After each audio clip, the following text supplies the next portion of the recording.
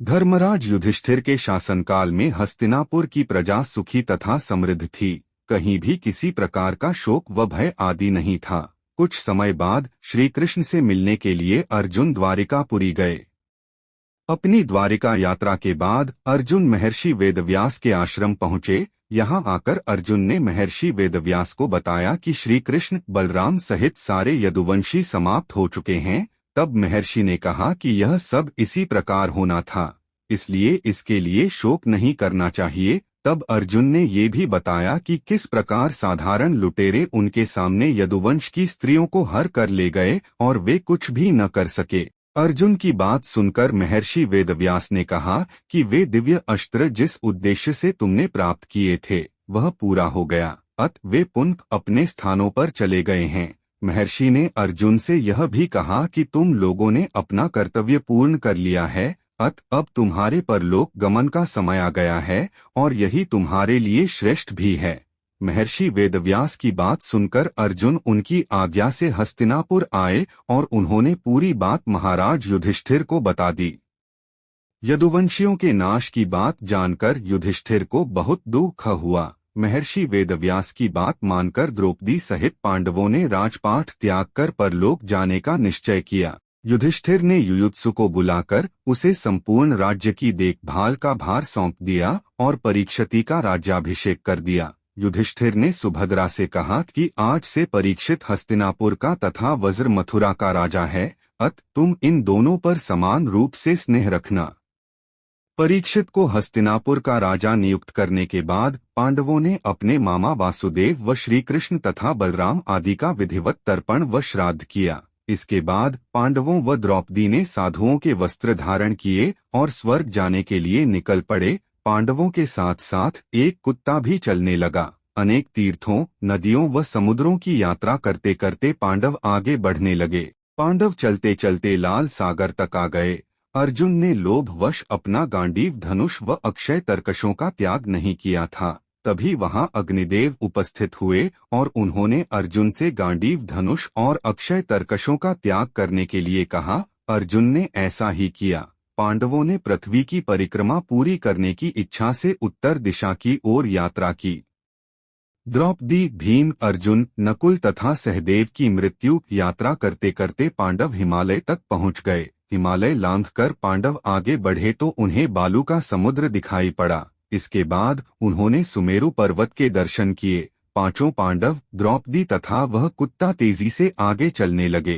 तभी द्रौपदी लड़खड़ाकर गिर पड़ी। द्रौपदी को गिरा देख भीम ने युधिष्ठिर से कहा कि द्रौपदी ने कभी कोई पाप नहीं किया, तो फिर क्या कारण है कि वह नीचे गिर पड़ी। युधिष्ठिर ने कहा कि द्रौपदी हम सभी में अर्जुन को अधिक प्रेम करती थीं, इसलिए उसके साथ ऐसा हुआ है। ऐसा कहकर युधिष्ठिर द्रौपदी को देखे बिना ही आगे बढ़ गए। थोड़ी देर बाद सहदेव भी गिर पड़े। भीमसेन ने सहदेव के गिरने का कारण पूछा तो युधिष्ठिर ने बताया कि सहदेव किसी को अपने जैसा विद्वान नहीं समझता था, इसी दोष के कारण इसे आज गिरना पड़ा है। कुछ देर बाद नकुल भी गिर पड़े। भीम के पूछने पर युधिष्ठिर ने बताया कि नकुल को अपने रूप पर बहुत अभिमान था, इसलिए आज इसकी यह गति हुई है। थोड़ी देर बाद अर्जुन भी गिर पड़े। युधिष्ठिर ने भीमसेन को बताया कि अर्जुन को अपने पराक्रम पर अभिमान था। अर्जुन ने कहा था कि मैं एक ही दिन में शत्रुओं का नाश कर दूंगा, लेकिन ऐसा कर नहीं पाए। अपने अभिमान के कारण ही अर्जुन की आज यह हालत हुई है। ऐसा कहकर युधिष्ठिर आगे बढ़ गए। थोड़ी आगे चलने पर भीम भी गिर गए।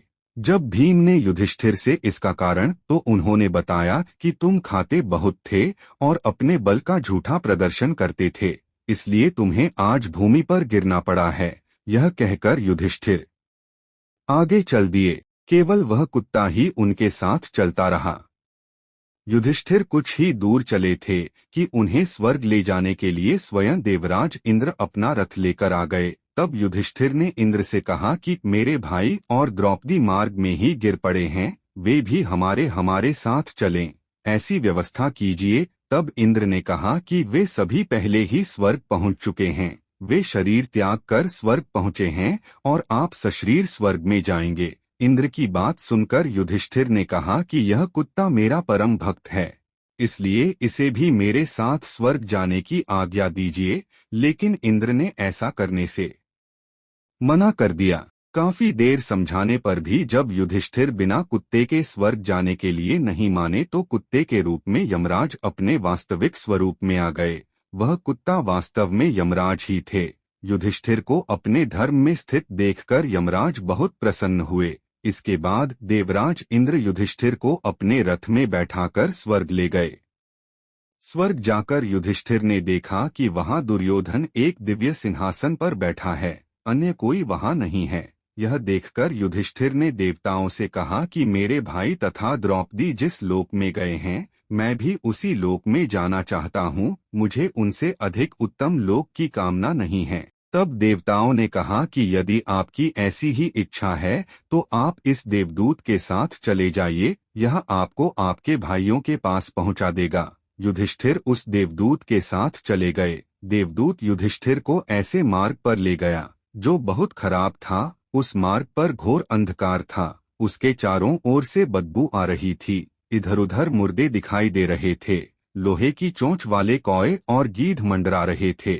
वह असिपत्र नामक नरक था। वहां की दुर्गंध से तंग आकर युधिष्ठिर ने देवदूत से पूछा कि हमें इस मार्ग पर और कितनी दूर चलना है और मेरे भाई कहाँ हैं?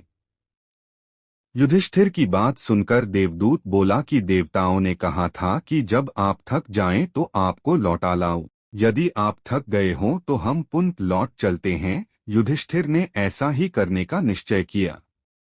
जब युधिष्ठिर वापस लौटने लगे तो उन्हें दुखी लोगों की आवाज सुनाई दी। वे युधिष्ठिर से कुछ देर वहीं रुकने के लिए कह रहे थे।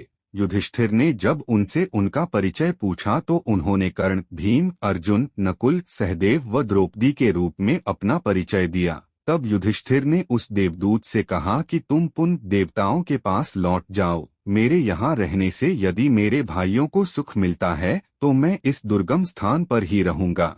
देवदूत ने यह बात जाकर देवराज इंद्र को बता दी। युधिष्ठिर को उस स्थान पर अभी कुछ ही समय बीता था कि सभी देवता वहां आ गए।